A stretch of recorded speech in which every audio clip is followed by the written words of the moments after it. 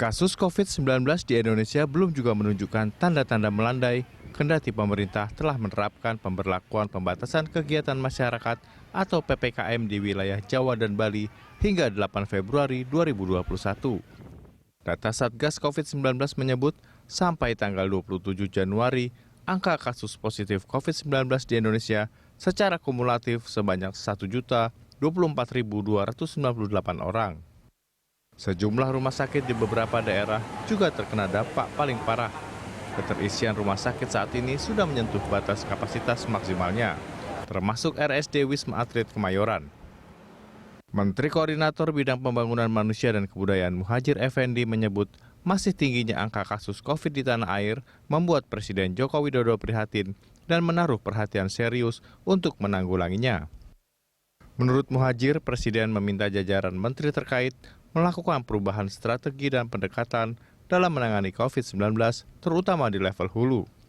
Melakukan karantina terbatas, mengintensifkan tracing, tracking, dan testing, serta ketat menjalankan protokol kesehatan 3M dan pengobatan pada mereka yang berstatus sebagai penyandang COVID-19.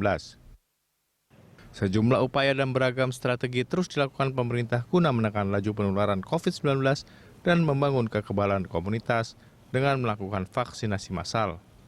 Namun itu semua tidak akan berhasil tanpa partisipasi aktif masyarakat untuk disiplin menjalankan 3M dan 3T. Tim Liputan Berita 1. Dibutuhkan strategi baru atasi COVID. Itulah tema Morning Talk kita pagi ini. Dan untuk membahasnya kita sudah terhubung dengan Ketua Satgas COVID-19 Ikatan Dokter Indonesia Zubairi Jurban. Selamat pagi Prof. Zubairi. Selamat pagi Mbak, apa kabar? Baik, jadi apa strategi baru untuk mengatasi COVID ini? Apakah Anda melihat untuk membatasi mobilitas, mengurangi kegiatan manusia antar manusia ini cukup dengan PPKM saja? Iya, sebetulnya strateginya mungkin hampir sama, tetapi semangatnya dan atensinya dan potensinya artinya harus jauh lebih semangat, harus jauh lebih intens. Jadi artinya mulai dari, kalau pencegahan kan iya mulai dari vaksinasi, kemudian pembatasan itu mobilitas, kemudian juga tetap memakai yang aman agar kita tidak tertular, masker dan yang lain-lain. Kemudian di sisi pengobatan supaya yang terkena tidak meninggal dan tidak menularkan, maka harus menambah selalu bed layanan kesehatan untuk pasien. Sebenarnya apa sih Prof yang diharapkan dari PPKM ini? Banyak yang menilai bahwa PPKM ini tidak maksimal. Kurang maksimal, namun sudah lumayan sih. Jadi kita harus lihat begini, memang kita sekarang seriusnya karena pertama 1 juta lebih, kedua karena positivitas yang setiap kali tes mingguan yaitu di atas 27%, itu bahaya banget karena target sih 5%, jadi kita jauh di atas itu berarti risiko penularan jauh lebih mudah sekarang ini. Kemudian rumah sakit mulai penuh, sukar mencari tempat tidur yang kosong. Nah itu memang amat sangat serius. Namun di lain pihak, di ranking internasional kita masih di bawah, masih di nomor 19. Jadi masih ada 18 negara lain yang jumlahnya jauh di atas kita. Apa yang ingin Anda sampaikan dari peringkat itu? Kalau kita lihat kan ini mengacu dari data Worldometers yang hari Selasa kemarin, Indonesia peringkatnya keempat di bawah India, Turki, Iran, kemudian Indonesia nomor 4 dengan 1.012.000 kalau kita melihat data hari Selasa kemarin. Apa yang ingin Anda sampaikan? Kita masih di nomor 19. Ada negara lain yang di atas bukan. Nilainya? Itu nomor 4 kan nomor 4 dari mana? Asia. Untuk dunia nomor 1 Amerika, nomor 2 India. Iya, apa yang kalau kita bicara Asia, apa yang ingin Anda sampaikan di sini, Prof? Kemarin Anda mengatakan bahwa kita jangan panik dulu, sementara bulan Desember Anda mengatakan bahwa Indonesia ini sudah alarm. Jadi apa sekarang apa yang ingin Anda sampaikan dari peringkat kita yang 19, kemudian kalau kita bicara di Asia kita sudah peringkat 4, apa yang ingin Anda sampaikan di sini? Iya, jadi kalau dari tingkat dunia kita masih nomor 19. Padahal penduduk kita, tolong diingat, kita nomor 4 di dunia, nomor 1 Cina, nomor 2 India, ketiga Amerika, keempat Indonesia. Pada jumlah penduduk yang begitu banyak, kita masih di ranking 19 jumlahnya, tembus 1 juta. Namun masih banyak negara-negara, misalnya Inggris itu di atas 2,5 juta, kemudian Brazil itu 8 juta lebih. Nggak, artinya Anda ingin mengatakan dari bahwa sisi regulasi dari pemerintah ini sekarang on the right track? Tidak ada yang perlu ditingkatkan dari peraturan PPKM misalnya untuk Jawa Bali?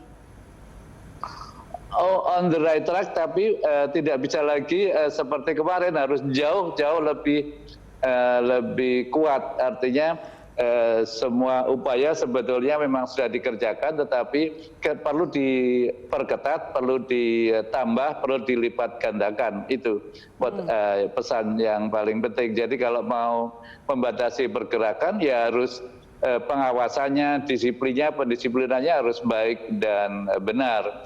Kemudian kalau ada kerumunan, bubarkan. Jadi jangan menunggu kerumunan, kemudian orangnya didenda, dituntut nanti dulu. Jadi sekarang sebelum ada kerumunan tidak boleh.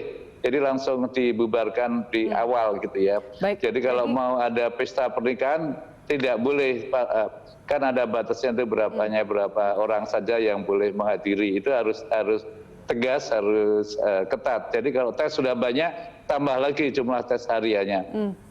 Tes mingguan sekarang berapa, Prof? Tesnya kan sekitar 30 ribuan. Jadi kalau bisa sih naikkan sekitar 100 ribu per hari. Memang bukan tidak amat tidak mudah, namun seperti kata Presiden, kita harus lebih semangat, lebih melipat gandakan. Dan ini antara lain tesnya wajib dinaikkan. Ya, kalau melihat atau mengambil standar pemeriksaan dari WHO kan 1:1000 penduduk setiap minggunya. Artinya kalau kita populasi Indonesia taruhlah 267 juta jiwa, berarti per minggunya harusnya 267 ribu. Kapan target itu bisa tercapai? Iya, karena itu targetnya dulu kan diberi target 30 ribu. Sekarang targetnya dinaikkan, mohon pada Pak Presiden untuk menaikkan target menjadi berapa? Minimal 50 ribu per hari misalnya. Atau kalau bisa ya 100 ribu. Kalau 100 ribu kan nanti pelan-pelan tercapainya bertahap. Jadi tes harus lebih banyak dari sekarang.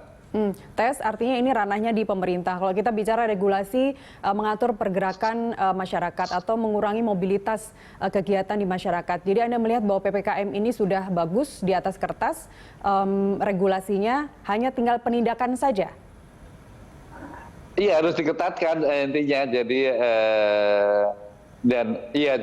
mungkin lebih diketatkan sedikit. Jadi udah mestinya pengawasannya ada mirip-mirip PSBB. Kemudian koordinasi. Jadi misalnya beberapa hari yang lalu ada pasien kalang kabut waktu mau masuk ke rumah sakit di Depok. Mau masuk UGD-nya saja harus antri, bayangin. Tidak bisa langsung masuk IGD. Kemudian setelah nunggu akhirnya lama banget bisa masuk IGD, masuk ke ruang rawat inapnya nggak bisa, harus antri. Nah, sehingga kemudian dicoba kita carikan, akhirnya dapat juga di Jakarta. Nah, ini juga menjadi penting karena 20-30% pasien Jakarta ini asalnya dari Jabodetabek. Jadi koordinasi antara DKI Jakarta dengan Jabodetabek, dan karena itu perlu banget dibantu oleh pemerintah. Sekarang sudah dibantu, namun mohon terus dibantu, ditingkatkan agar bisa mengatasi masalah ini.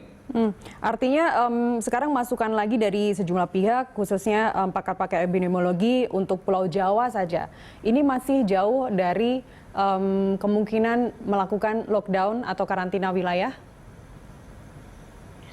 Iya kan dari awal dulu pada bulan apa itu Maret atau apa tahun lalu pun saya sudah sampaikan kalau bisa lockdown, kalau tidak bisa ya terserah namanya diganti apa saja asal isinya hampir sama dengan lockdown gitu ya.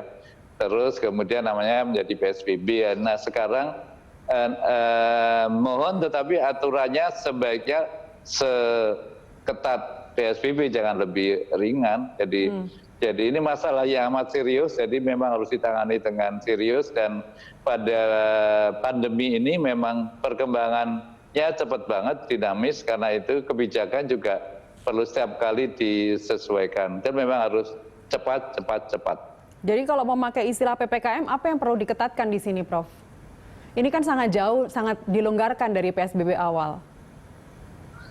Iya, namanya pembatasan aktivitas itu ya harus lebih, ya kan sekarang tadinya ada kebijakan yang lebih longgar. Nah ternyata sekarang masih 1 juta lebih bahkan naiknya. Terus persentase kasusnya ternyata 27% lebih per mingguan itu. Jadi ini amat sangat serius ya.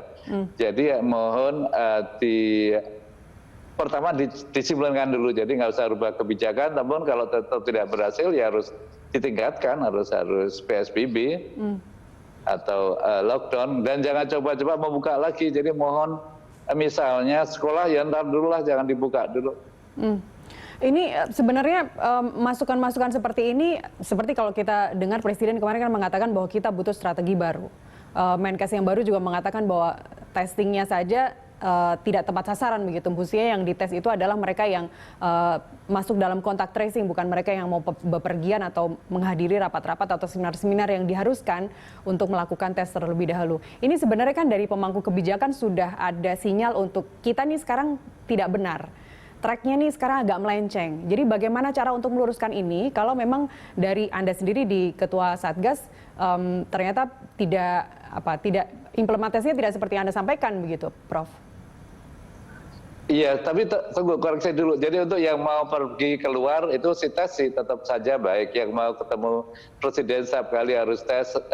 Saya juga sudah 7 kali tes itu tetap saja baik. Namun mungkin laporannya dipisahkan begitu. Jadi tidak supaya secara epidemiologis lebih mudah dipahami perkembangannya.